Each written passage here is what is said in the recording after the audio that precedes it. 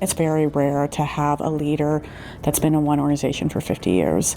Dan has started off as a laundry aide here. He's worked himself up to overseeing surgery, ambulatory centers, worked with some of our different labs, then to executive director, COO, and CEO. Everybody has their stories. Mine's a little bit unusual to be an organization for that many years, but I'm really proud of it, and I love the organization, and I love the people here. I think there's been defining moments. One particular was coming into the burn unit. We had a 3-bay burn unit. It was all exposed, and we had 3 patients there, and so you realize I was 21 years old, and I was delivering some equipment at that time. And coming into that scene and realizing what our teams do and the intensity of these jobs as working in healthcare is pretty phenomenal. So I walked in, had to lean against the wall. I think they were taking bets if I was going to pass out or not.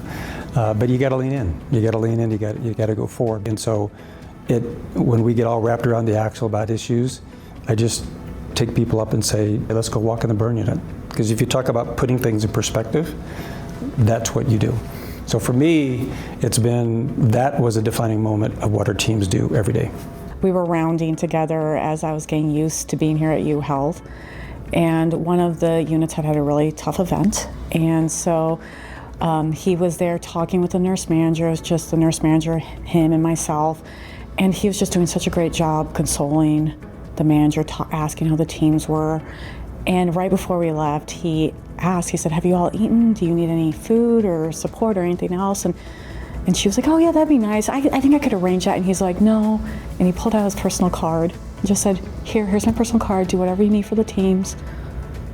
And just take care of yourself and your teams. And I think that's a testament to Dan. Dan has always been about not just the patient, but the teams and how we could do better for the teams. Dan Lundergan is amazing. He's really able to build relationships and friendships across a diverse group of people and find value in all aspects of what we do to care for patients. He's made what University Health is. In the first week of being the new co-chair of the Department of Dermatology, Dan made an appointment to come to my office, and he just did this willingly, voluntarily, to bring the org chart of the hospital to me. He wanted to, show me how the hospital runs. And I think he immediately could see the overwhelm in my eyes and my face, and he just took a breath and took a second and, checked in. And I think it's a true testament to the humanity of Dan Lundergan. He is about people. He's about helping them. There's a saying that I have that, never give up a long-term relationship for a short-term gain. And it is a long game. And if you think about my career here, you deal with a lot of different people, but you can't lose sight about what's important, about you're going to get through it, and you don't give up on the relationship. Dan Lundergan's had a tremendous impact on University of Utah hospitals and clinics and U of U Health overall over a 50-year plus career. He's left an impression second to none.